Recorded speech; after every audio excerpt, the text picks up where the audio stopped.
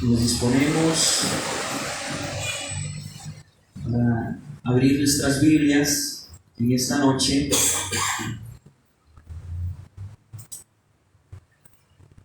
en el Evangelio según Mateo, capítulo 8, versículos 23 al 27. Mateo, capítulo 8, versículos 23 al 27.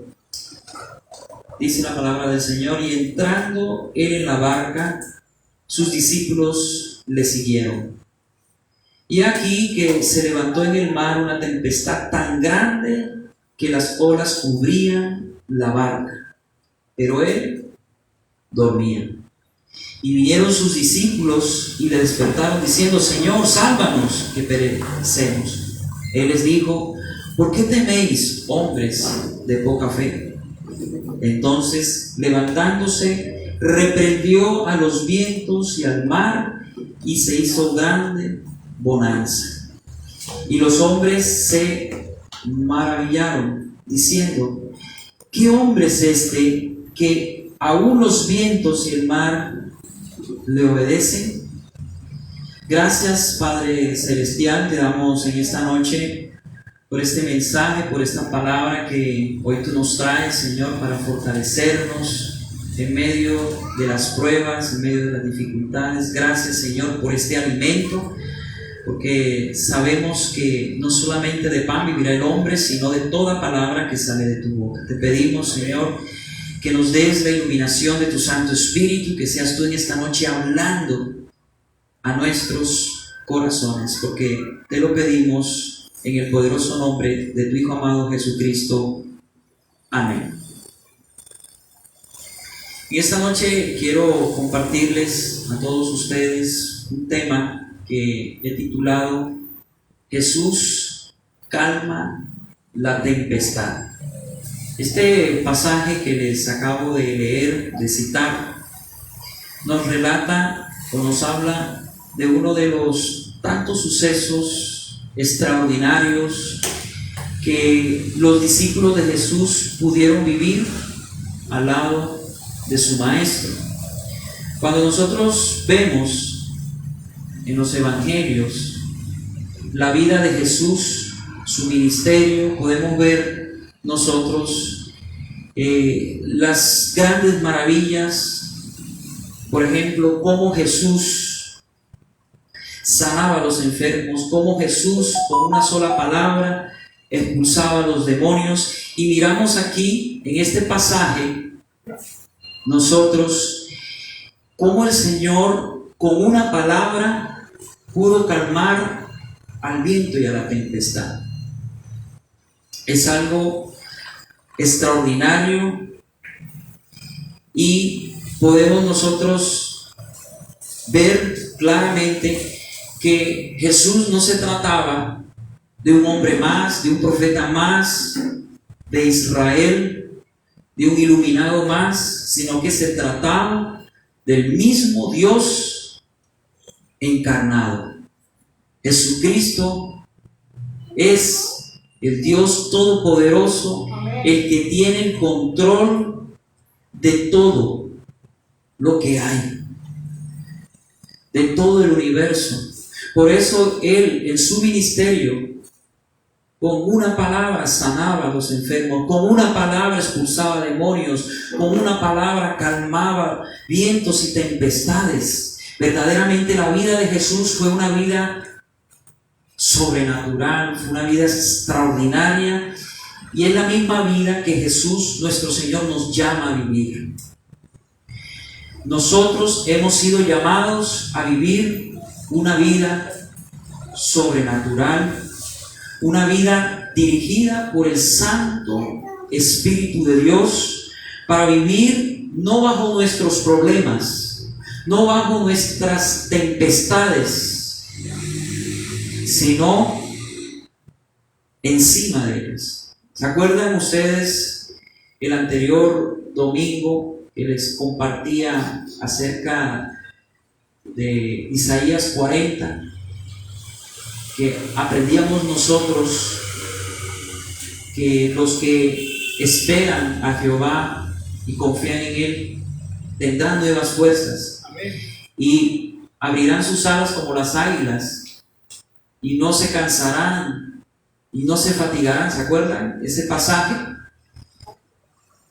El Señor en este pasaje nos enseñaba que nosotros, una vez que estamos en Él, confiando en Él, esperando a Él, seremos como las águilas, que son las únicas aves que cuando hay una tormenta no se esconden como las otras. Todas las demás aves, a excepción del águila, cuando ven una tormenta se esconden en las cuevas, en los árboles, pero las águilas son las únicas aves que empiezan a volar hacia arriba en pos de la tormenta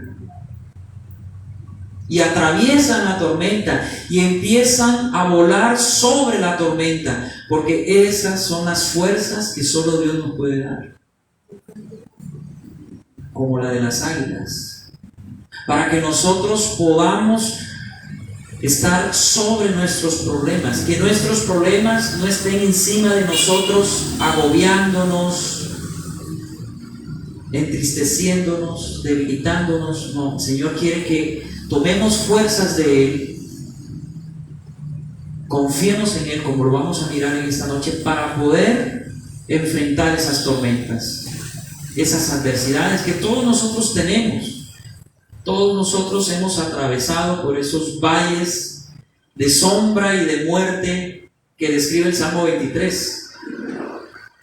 Todos, algunos estarán pasando por esos valles, otros tal vez estén en los mejores momentos, pero todos tenemos que atravesar en algún momento de nuestra vida, como creyentes, como cristianos, problemas y dificultades.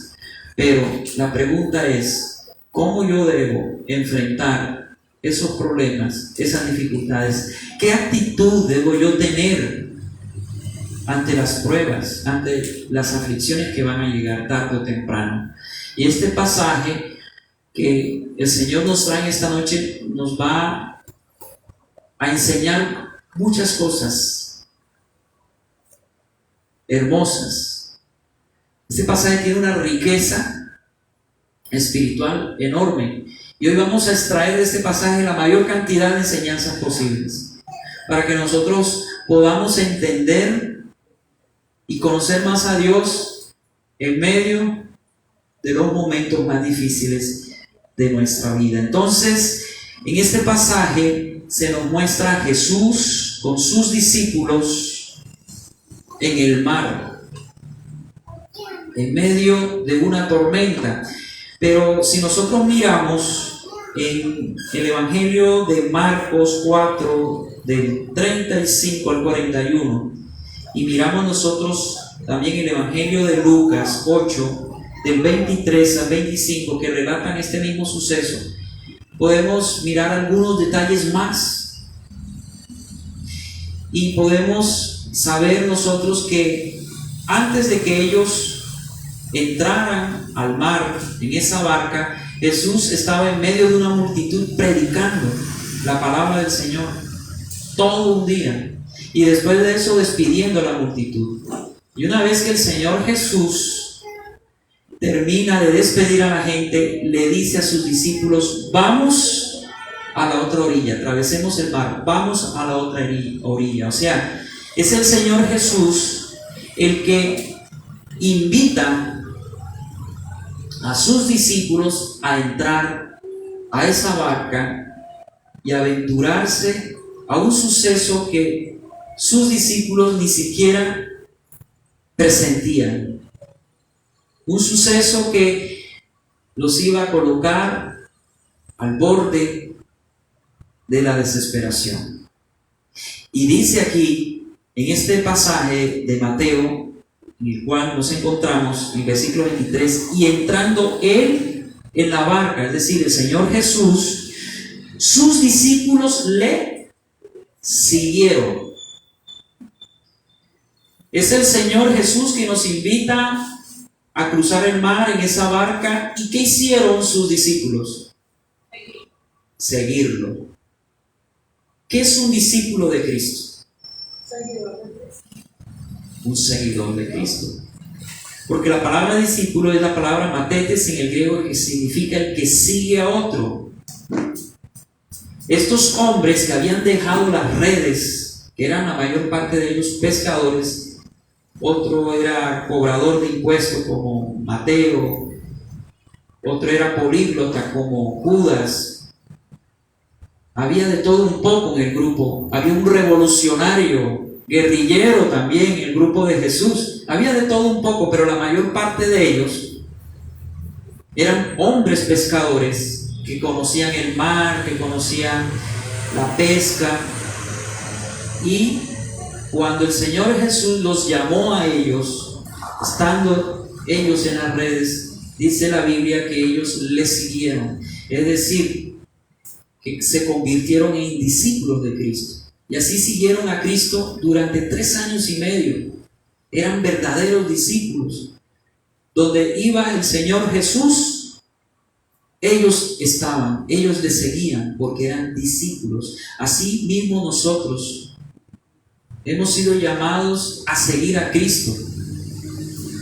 Lo que Dios quiere levantar en su iglesia son discípulos, verdaderos discípulos que estén dispuestos a seguirlo a donde Él quiera, aún a la peor de las tempestades. Los discípulos siguieron a Cristo. Pero dice el versículo 24: y aquí que se levantó en el mar una tempestad tan grande que las olas cubrían la barca, pero dice ahí que Él dormía.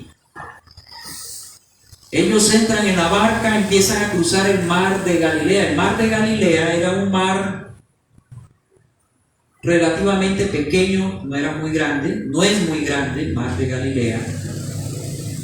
Se puede cruzar en una barca pequeña, no necesariamente en un gran barco como se cruzan los grandes mares, porque el mar de Galilea es pequeño, muy semejante a un gran lago que se podía cruzar en una barca pequeña, y ellos estaban precisamente en una barca pequeña de pescadores que seguramente también utilizaban para transportar gentes de una orilla a la otra. Ellos no estaban en un barco grande, ni en un férreo, nada de eso, sino en una barca pequeña. Ellos entran en esa barca con el Señor Jesús, pero dice aquí que el Señor Jesús, una vez que entró, se fue al extremo de la barca, a la popa, y me imagino que cogió ahí un almohadoncito y se durmió. Ahí miramos al Señor Jesús como hombre, cansado. Jesús se cansaba. En las Escrituras miramos que Jesús lloró, que Jesús tuvo hambre, que Jesús tenía sed. ¿Se acuerda con la samaritana? El Señor Jesús se entristecía cuando en el monte de Getsemaní estaba a punto de entregar su vida en esa cruz. Es decir, ahí miramos nosotros la humanidad de Cristo, porque Cristo, aunque era 100% Dios, era 100% hombre. Una sola persona, dos naturalezas. Eso es lo que se llama en teología la unión hipostática. Una sola persona, dos naturalezas. Naturaleza divina, naturaleza humana. La naturaleza divina no se mezcla con la humana, ni la humana con lo divina. Dios era, el Señor Jesús era Dios en la carne, era totalmente Dios, divino y totalmente hombre. Él no era mitad Dios, mitad hombre, no era un semidios, era Dios que absorbió la naturaleza humana. Hoy en día, ¿dónde está el Señor? ¿Qué dicen las Escrituras? Está en nuestro corazón, en la persona del Espíritu Santo, pero ¿dónde está Él realmente? A la diestra del Padre Todopoderoso. Y Él tiene un cuerpo humano glorificado, que es el cuerpo que nosotros vamos a tener. La apariencia que ahora tiene el Señor Jesús es humana en el cielo. Y cuando nosotros veamos al Señor Jesús un día, lo vamos a mirar con esa misma apariencia que Él tuvo aquí en la tierra, pero con un cuerpo de gloria, como el que vamos a tener nosotros. Entonces hay que entender que aunque Jesucristo era Dios todopoderoso, ese mismo Dios que hizo los cielos y la tierra, porque por medio de Cristo Dios hizo todo lo que nosotros miramos, Jesús también era hombre. Él se cansaba y se reposó en la barca, se durmió. Pero dice la Biblia aquí en este pasaje, en el versículo 24, y aquí que se levantó en el mar una tempestad tan grande que las olas cubrían la barca, pero él dormía. Eran olas aproximadamente de 4 o 5 metros de altura, que golpeaban la barca una y otra vez, y los discípulos estaban tan desesperados que empezaron a angustiarse. Y estamos hablando de hombres capacitados, experimentados en el mar, porque estamos hablando de pescadores, de hombres que pasaban vigilias en la noche pescando. Ellos conocían el mar, conocían lo que pasaba en el mar. Y muchas veces estos hombres en el pasado habrán enfrentado dificultades en el mar, pero ninguna como esta, porque se trataba de una tempestad tan grande que cubría la barca. Es decir, la barca se estaba anegando. Y ellos, me imagino que estaban con sus baldes tratando de sacar el agua de la barca, pero era más el agua que entraba que la que salía, y la barca se estaba hundiendo. Pero Jesús dormía. Jesús dormía. Sus discípulos, ¿cómo estaban? Desesperados, angustiados, en medio de esa tormenta. Y muchas veces nosotros nos hemos sentido así, hermanos, angustiados, turbados en nuestra alma, en nuestro corazón. No sabemos qué hacer. Nuestra barca se está hundiendo, nos sentimos impotentes, no encontramos la salida a nuestro problema, a nuestra dificultad, y no sentimos a Dios. Parece que Dios durmiera y no tuviera cuidado de nosotros.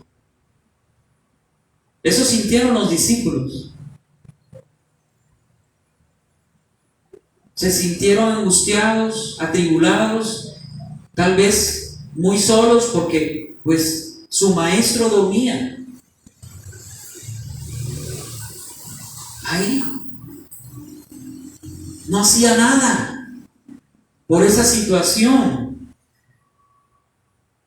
¿Cuántas veces nosotros estamos en una situación difícil y sentimos que Dios no hace nada? Sentimos que Dios no está con nosotros, que Dios no nos ama. ¿No ha sentido usted alguna vez esa sensación? Yo lo he sentido muchas veces. Solo me he sentido angustiado cuando he pasado unas pruebas, dificultades. La vida no es color de rosa, hermanos. Hay problemas. Mire a su alrededor qué está pasando, hermano. El mundo se está hundiendo. Esto del coronavirus es simplemente una preparación a lo que viene más adelante. Porque la Biblia nos profetiza que este mundo, como nosotros lo conocemos, es un mundo que va a colapsar. Es un mundo que cada vez va a sumergirse, a hundirse más en una recesión económica, más y más en la inmoralidad. Estamos en un mundo que se deteriora y nosotros estamos en medio de este mundo y a veces nos angustia escuchar las noticias, mirar cómo la economía cada vez es peor y peor, la del país, manifestaciones, la reforma, gente protestando, cada vez gobiernos más tiranos, gobiernos más injustos, lo que va a traer más guerra, más destrucción, más hambre, más muerte. Ese es el mundo en el que nosotros estamos. Y si miramos nuestras vidas, tenemos problemas en nuestro matrimonio, con los hijos, en nuestro trabajo, en nuestra economía, tantas cosas, ¿cierto? El mar en la Biblia simboliza un mundo turbulento. Usted y yo estamos en medio de un mundo, pero quiero decirles a ustedes que aunque las tempestades se levanten, aunque las olas se levanten y golpeen nuestra vida, golpeen nuestra barca, no debemos temer. Aunque parezca que Dios duerma, aunque parezca que Dios no haga nada por esa situación. La Biblia nos enseña en el Salmo 31, versículo 2 al 4, inclina mi tu oído, líbrame, aquí dice el rey David, que fue un hombre conforme al corazón de Dios, un hombre que había descubierto en su Dios un refugio. Y mire lo que él expresa de su corazón: inclina a mí tu oído, líbrame pronto. Sé tú mi roca fuerte y fortaleza para salvarme, porque tú eres mi roca y mi castillo. ¿Usted tiene esa certeza en su corazón? Que Él es su roca, su castillo, que usted puede ir y clamar a Él y saber que Él lo puede escuchar y librar y salvar. David lo sabía. Y por eso Él le dice aquí: inclina a mí tu oído, líbrame pronto, sé tú mi roca fuerte y fortaleza para salvarme, porque tú eres mi roca y mi castillo, por tu nombre me guiarás y me encaminarás. El Señor es nuestra roca fuerte, es nuestra fortaleza, hermanos. Ningún hombre, ni ningún presidente, ni ningún gobernante, nada podrá traer salvación, sino el Señor cuando Él venga. Este mundo no se va a arreglar, hermanos. No, pastor, no sea tan negativo. No, esto no es ser negativo. Es lo que la Biblia enseña. Este mundo va de mal en peor. Y va a venir un hombre que se va a hacer pasar por el Mesías, el anticristo, quien va a gobernar el mundo en cabeza de 10 naciones, 5 de Europa y 5 del Medio Oriente, naciones que corresponderán al antiguo imperio romano. Y todo eso que está pasando se dirige a ese solo gobierno, en donde ya la gente no va a depender de las empresas, de una sociedad capitalista, no. Ahora, todo esto apunta y nos va llevando a una sociedad que va a depender de los gobiernos. Y después de un solo gobierno, encabeza el anticristo. Y de una sola religión, que va a ser una sola mezcolanza de todas las religiones. Por eso ustedes han escuchado del ecumenismo. que es la mezcla de todas las religiones, diciendo Dios es paz y amor, todos tenemos el mismo Dios, aunque tengamos diferencias, pero todos tenemos el mismo Dios y por eso vamos a unirnos en aras de la paz, en una sola bandera. Ya todo esto se está preparando porque mire que en los tiempos finales, y ya estamos en esos tiempos, en la última generación, habrá un solo gobierno en cabeza del anticristo y una sola religión en cabeza del falso profeta. Y es ahora, hermanos, donde tenemos que prepararnos más como iglesia. Es ahora donde tenemos que santificarnos más, servirle más al Señor, porque el Señor está que viene por nosotros, por su iglesia. Preparémonos, hermanos, y sigamos predicando este mensaje, este evangelio, el evangelio de Cristo, para que los que han de ser salvos sean salvados, porque el Señor viene pronto por su iglesia. Pero lo que viene para este mundo es terrible. Nosotros no debemos preocuparnos por las tormentas que vienen, porque mientras Jesús esté en nuestra barca, no tenemos por qué angustiarnos. Estaremos seguros, hermanos, aunque Él parezca que duerma. El Señor parece que no hiciera nada, se está levantando una gran tempestad, parece que estuviera dormido, pero nosotros estamos en Cristo, estamos en la barca con Él. Usted está en el Señor, y al estar en el Señor quiere decir que usted está sobre la roca fuerte. Usted está en ese castillo que, a pesar de todo lo que nos rodea, que es amenazante, nada realmente podrá tocarnos. Los discípulos del Señor estaban angustiados y creían morir, pero lo que ellos no sabían era lo que venía después. Ellos ya dijeron: de aquí no salimos. ¿Cuántas veces no hemos dicho lo mismo? De esta no salgo.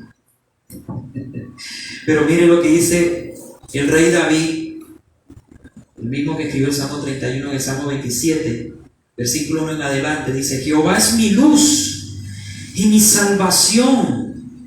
Mire, usted puede estar en la peor de las tinieblas, en el peor de los caos, la peor de las situaciones, pero Jehová es su luz. Él es el que va a alumbrar su vida. ¿Qué pasa cuando usted está en tiniebla? ¿Qué siente cuando usted está en la oscuridad? Tristeza, vacío. Siente miedo. Si no, díganme ustedes, cuando eran niños, ¿sí? Uno sentía miedo. Y por eso yo recuerdo cuando era niño, cuando yo me veía en la oscuridad, salía rapidito, ¡pam!, y prendía el foco.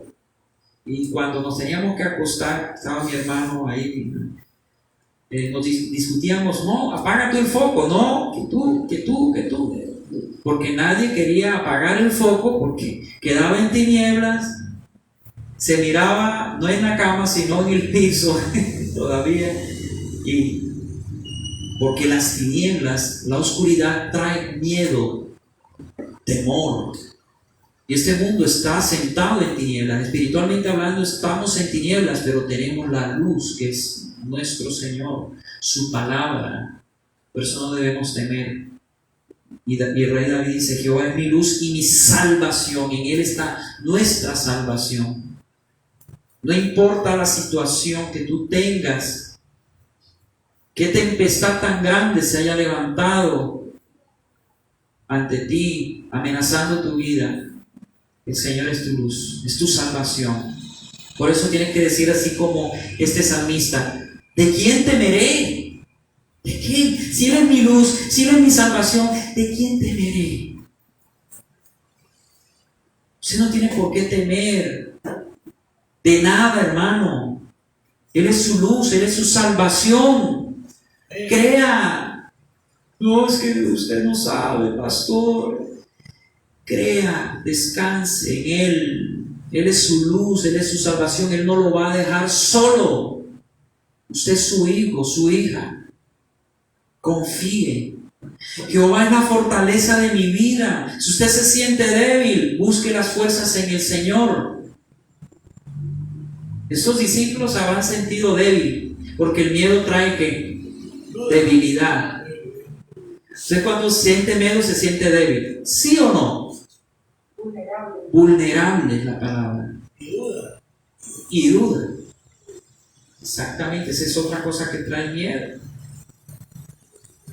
Pero Dios no quiere que vivamos bajo el temor, sino que entendamos que Él es nuestra fortaleza. Y si tú te sientes débil por las batallas que estás dando, por los problemas, mira, fortalécete en Él.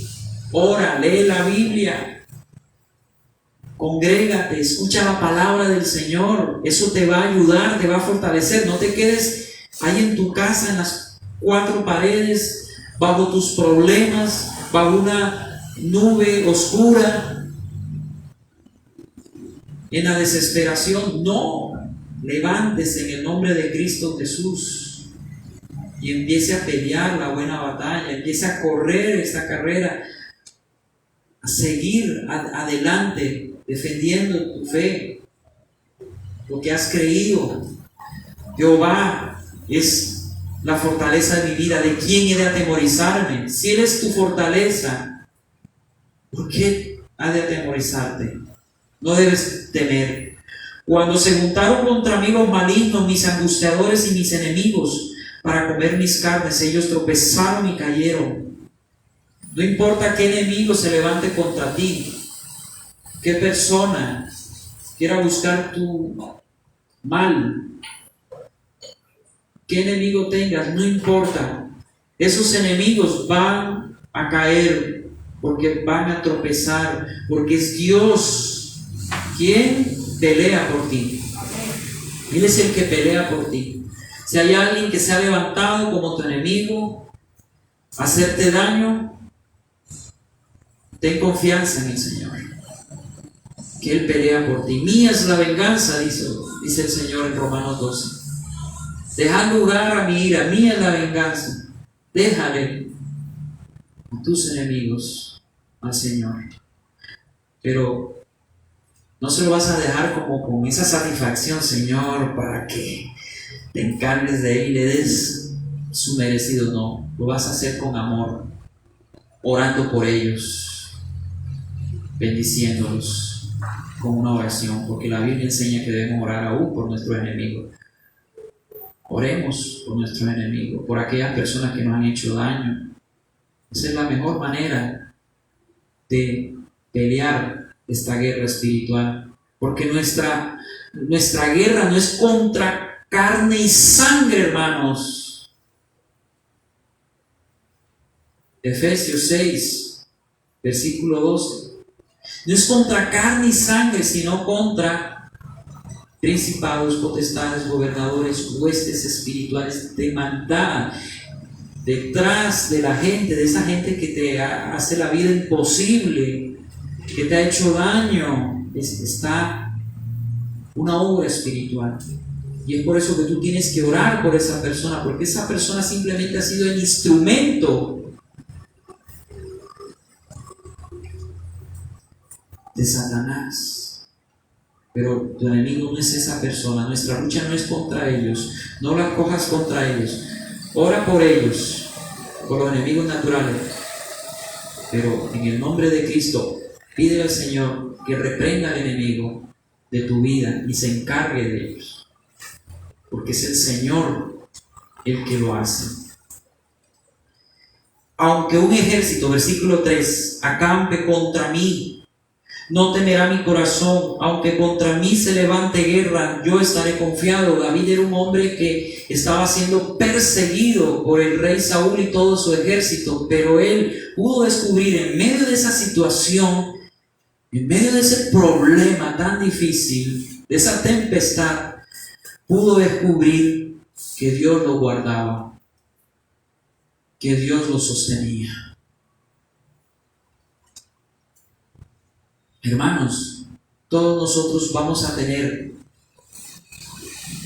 que atravesar situaciones duras. Pero usted tiene que entender esto. ¿Quién es Dios? Dios es el Todopoderoso. Dios es el soberano. Dios es aquel que controla todo. Nada escapa a sus ojos. Nada escapa a su control.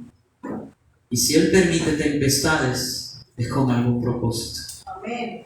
Mire, yo estudiando este pasaje, leyéndolo hace unos días, yo me ponía a meditar. Bueno, el Señor Jesús, ¿acaso no sabía que iba a haber una tempestad? ¿Será que el Señor Jesús cogió esa barca con sus discípulos y Jesús no sabía que iba a levantarse una gran tempestad? ¿Será que el Señor Jesús lo cogió de imprevisto esa tempestad? ¿Usted qué dice? No, Él sabía. Y los llevó a los discípulos a propósito. Y los metió a una tempestad. El Señor Jesús nos va a meter a una tempestad muchas veces, hermanos. Usted y yo no lo entendemos en el momento. Pero el Señor muchas veces nos va a llevar a la tempestad. A que estemos en medio de una situación difícil, así como estuvieron los discípulos de Cristo. Pero el Señor Jesús, a través de esa situación, Él quería enseñarles a ellos, como lo hace con nosotros, una lección. Y es la que estamos hoy aprendiendo. Amén. Y mire lo que dice, vayamos nuevamente al pasaje que nos atañe en esta noche. Versículo 25. Y vinieron sus discípulos y le despertaron diciendo: Señor, sálvanos que perecemos. ¿Qué hicieron sus discípulos? Pedir ayuda. ¿Qué debemos hacer nosotros en medio de las tribulaciones, de las tormentas de nuestra vida? Oiga, pide ayuda. Clame al Señor. No, pero es que yo siento que oro, clamo y nada, es como si estuviera dormido. Clame.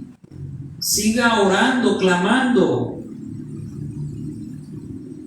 No se quede allí lamiéndose las heridas. Ay, pobre de mí, nadie me quiere. Ay, pobre de mí. Y usted pone así cara de mártir, ¿sí? ¿Se han visto esas caras de mártir? O de santo, de esos cuadros del catolicismo, así, cara así de San Martín de Porres, de San Francisco de Asís. Usted a veces se hace de la víctima y que el Señor no me quiere, estoy solo, y se va usted a la depresión. No, hermano. Puede que llegue la duda ante la tempestad, puede que llegue la desesperación, pero ¿qué vas a hacer? ¿Te vas a quedar ahí en medio de la tormenta llorando? No, clama al Señor. Clama a mí, yo te responderé. Jeremías 33:3. Clama a mí, le decía Dios a Jeremías, que estaba metido en un pozo con estiércol. Por aquí estaba, imagínense usted, es como si lo metiéramos a una alcantarilla. Y así estaba Jeremías, el profeta llorón, le decían, en una cisterna con estiércol. Terrible. Y ahí el Señor le dijo: clama a mí y yo te responderé y te enseñaré cosas grandes y ocultas. Mire, es en esos momentos en donde el Señor nos enseña las mayores lecciones de nuestra vida. En los momentos de angustia, en los momentos de dificultad. Por eso no se queje. En medio de su situación, en medio de su problema, dele gracias al Señor, porque ahí vas a aprender a conocer al Señor. Ahí vas a aprender tú muchas cosas de Dios. y vas a aprender sobre todo a confiar en Él. Que aunque estás tú en medio de la tempestad, en medio de la tormenta, te vas a dar tu cuenta que por más grande que sea, tú seguirás en pie, porque es Dios quien te sostiene. Amén. Es Él. Por eso estamos nosotros de pie aquí. Por eso nosotros no estamos tirados o muertos ya, como algunos podríamos haber estado. Estamos de pie porque estamos con el Señor. Es Él el que nos sostiene, hermanos. Entonces los discípulos llegan y le dicen: maestro, por favor, sálvanos, que perecemos. El agua ya estaba por aquí, ya en el cuello. Habrán tragado unas 2 o 3 buches de agua ya, la gente desesperada, la barca, los discípulos.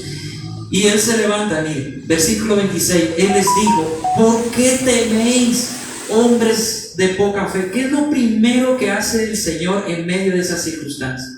Ay, mijito, no se preocupe, tranquilo, yo estoy aquí para salvar. Eso les dijo. Los reprendió. Mire cómo es el carácter del Señor. Él nos reprende muchas veces por nuestra poca fe. Por nuestra poca fe. ¿Por qué teméis, hombres de poca fe? Mire, cuando entra el temor es porque se ha ido la fe, la confianza en el Señor. Hermanos, cuando nosotros dejamos de creer, de confiar en el Señor, el temor entra. Mire, por eso es que nosotros no podemos guiarnos por nuestros ojos físicos, por lo que miramos naturalmente. Nosotros tenemos que ver con los ojos espirituales que han sido abiertos ya, para ver las promesas de Dios, que nos dice: yo estaré con ustedes todos los días de su vida hasta el fin del mundo. Tenemos que aprender a ver con los ojos espirituales, no con los ojos naturales. Porque si tú te pones a ver tus problemas, vas a terminar en el manicomio. Loco, desesperado. ¿Por qué estaban temerosos los discípulos? Porque ellos miraban la tormenta. Miraban la tormenta, no miraban a Cristo. Ya ellos habían visto a Cristo sanar enfermos, expulsar demonios, multiplicar panes y peces. Habían visto hasta resucitar a muertos, pero ellos seguían teniendo a Jesús. Hermanos, no debemos temer si estamos en Cristo Jesús. Si en su vida está el Señor Jesús, usted no tiene por qué temer. No vea con los ojos naturales. Aprenda a ver a Cristo, las promesas de Él. Acuérdese de las cosas grandes y maravillosas que Dios ha hecho en su vida. ¿Cuántas cosas? Pero a veces nos olvidamos de esas cosas y empezamos a desesperarnos ante cualquier problema. Ya empezamos a turbarnos. ¿Eso qué quiere decir? Que hay poca fe. Poca fe. Fortalézcase en la fe, hermano. Pero ¿cómo, pastor? Romanos 10:17. La fe es por el oír, y el oír la palabra del Señor. Hermanos, si usted quiere que su fe crezca, se fortalezca y no le haga falta, escuche palabra de Dios, lea la Biblia, lea, aliméntese cada día con este libro, hermano. Ya deje de ver tanta novela, deje de perder tanto tiempo en las cosas vanas de la vida. En cualquier momento viene el Señor Jesús. ¿Y qué? ¿Tu profesión qué? ¿Dónde queda? Todo lo que tú hiciste y acumulaste aquí abajo, todo eso va a quedar. No vivas para eso. Esas cosas más bien estén para servirte, pero no. tú para servir a esas cosas, porque nosotros estamos para servir solo a Dios. Amén. Esas cosas van a quedar. No le dé la prioridad a las cosas de aquí de la tierra, de aquí abajo. Dele la prioridad a las cosas de arriba. Ponga la mirada en las cosas de arriba. Y vinieron sus discípulos y le despertaron diciendo: Señor, sálvanos que perecemos. Él les dijo: ¿por qué teméis, hombres de poca fe? Entonces, levantándose, una vez que el Señor Jesús reprende a sus discípulos por su poca fe, reprende al viento y el mar, y se hizo grande bonanza. Después de la tormenta, ¿qué viene? Después de toda tormenta viene calma. ¿Cierto? Si usted está en una tormenta, hermana, sepa que viene la calma, no se preocupe, que esa tormenta no es para siempre. Eso es lo bueno. Confíe, solamente espere, sea paciente, que el Señor se va a levantar y un día va a decir: calma. Dice aquí: reprendió a los vientos y al mar. Por la palabra de Dios fue reprendido los vientos y el mar, porque Jesús era y es Dios. Solamente la palabra de Dios puede calmar cualquier tempestad. Cuando el Señor dice: calla, los vientos callan, el mar también, porque Él es Dios y solo Dios puede hacer eso, hermanos. Cuando Él quiere, no es cuando nosotros digamos. La tormenta acabará cuando Él se levante y con su palabra calle. Otra cosa que debemos entender para ir finalizando, se nos acaba el tiempo, es que la palabra del Señor, ¿qué produce en usted? Cuando usted está en una tormenta en su alma, en su corazón, ¿qué produce? La palabra del Señor empieza a producir calma, sosiego, descanso, paz, porque eso es lo que hace la palabra de Dios. Cuando usted se expone a la palabra de Dios, su alma empieza a estar tranquila. Tú puedes tener la peor tormenta aquí, en tu corazón, en tu alma puede estar turbada, pero si usted escucha la voz apacible del Señor, usted va a sentir paz y tranquilidad, hermanos. Después de una gran tempestad puede venir una calma absoluta, y solo Dios puede hacerlo, hermanos. Ningún hombre puede hacer eso, ni nada en este mundo puede traer calma a esa tempestad. Solo Dios, que tiene el control de todo. Dios, podemos mirar aquí como lección principal: Dios es soberano y tiene el control de todo. Por eso confiemos en Él.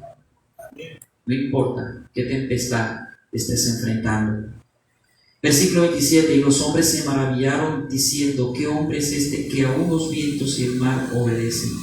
Mire que ellos primero tenían temor de la tormenta, pero una vez que pasó este evento sobrenatural, ellos empezaron a temer, ya no al viento, al mar, sino temer a Jesús, porque vieron que Jesús no era cualquier hombre.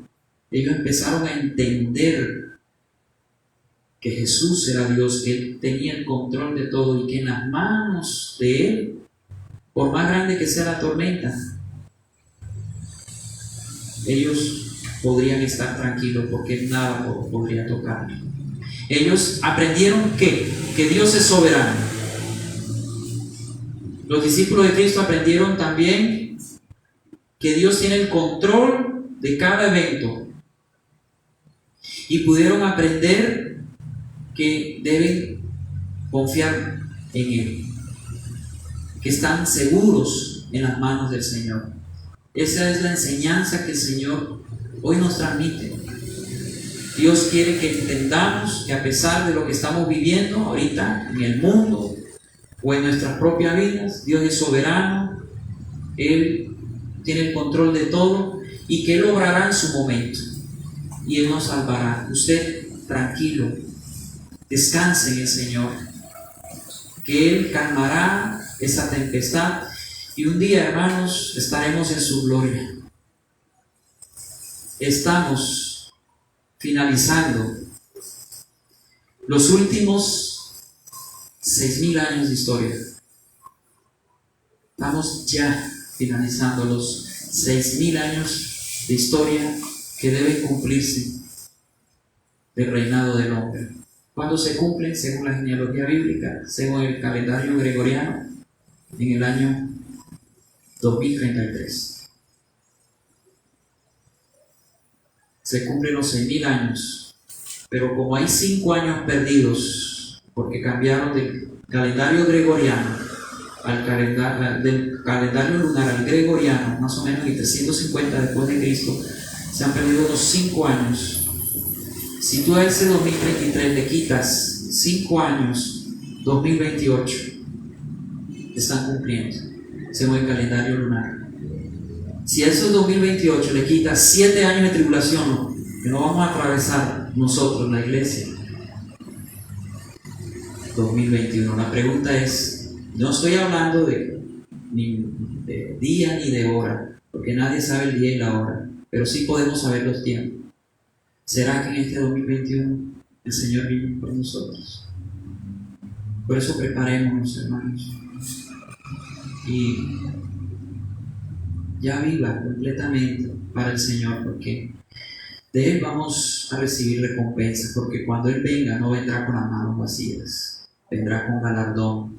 Y todo este sufrimiento que estamos nosotros teniendo no será nada comparado a la gloria venidera que es en Cristo Jesús. Por eso afirmemos nuestros lomos, sigamos caminando, creyendo al Señor, porque Él nos guardará, Él nos salvará y nos ayudará. Y seguiremos adelante en el nombre de Cristo. Vamos a orar, vamos a darle gracias al Señor en esta noche. Gracias, Padre amado, por tu gran amor, por tu misericordia, porque sabemos, Señor, que a pesar de las tormentas, a pesar de la turbulencia, podemos estar tranquilos, porque en ti estamos seguros. Los que hayan preparado su ofrenda al Señor pueden tomarla en su mano derecha y decirle al Señor: Señor, de lo recibido de tu mano, hoy te doy a ti, no con tristeza ni por obligación, sino con alegría, porque tú amas al dador alegre. Recibe mi ofrenda, Señor, que lo hago por amor a ti y por agradecimiento a ti.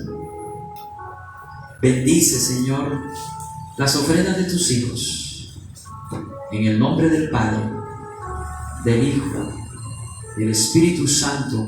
Amén y amén. Los que hayan preparado su ofrenda pueden depositarla en el alfolí. Vamos a cerrar nuestros ojos, vamos a darle gracias al Señor por este momento que Él nos regala.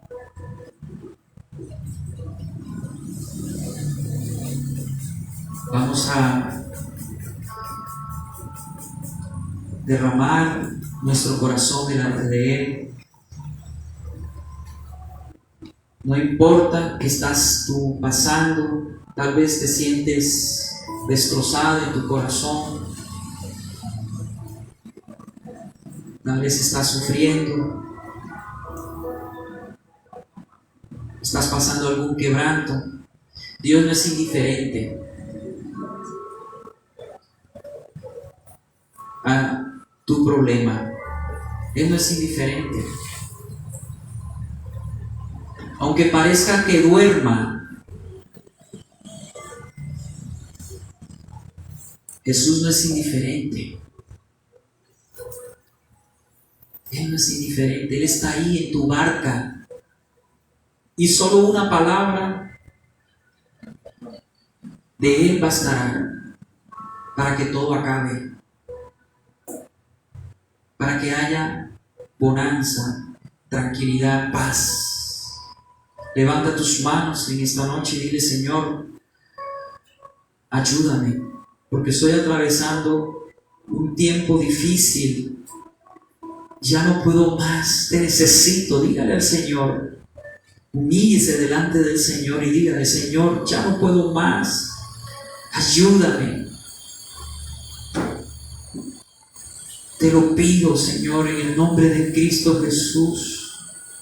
Fortaléceme, porque tú eres mi fortaleza. Socórreme, porque tú eres mi salvación, oh Señora. ¿A quién iré sino a ti, Señor? Tú eres mi torre fuerte, y a ti correrá el justo, y levantado será. Ayúdame, Señor. Socórreme, fortaléceme.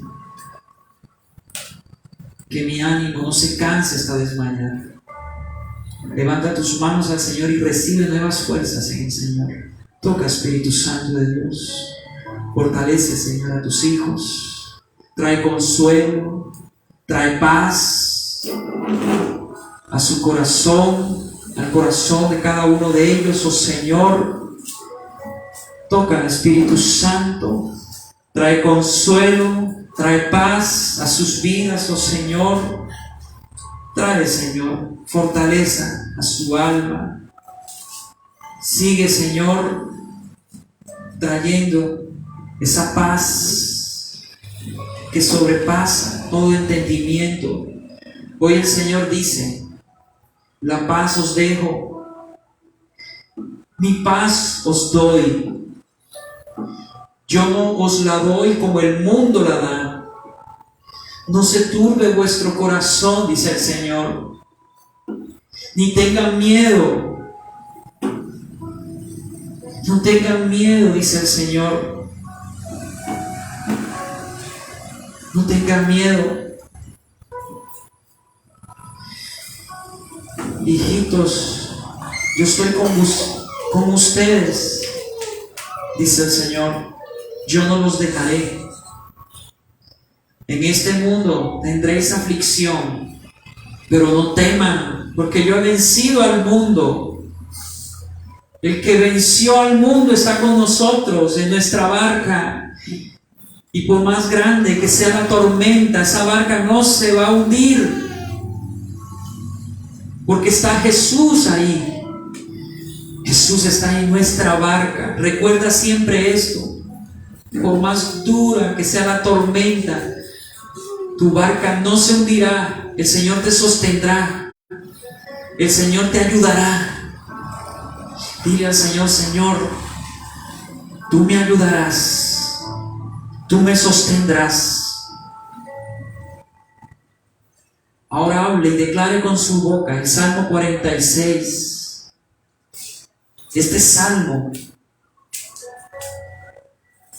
que describe lo peor que puede pasar en la tierra. Diga conmigo en esta noche: Dios es nuestro amparo y fortaleza, nuestro pronto auxilio en las tribulaciones. Por tanto, no temeremos, aunque la tierra sea removida y se traspasen los montes al corazón del mar, aunque bramen y se turben sus aguas y tiemblen los montes a causa de su braveza. No temeremos, dígale al Señor. Usted no necesita una gran fe. Usted lo que necesita es una fe en un gran Dios. Eso es lo que usted necesita.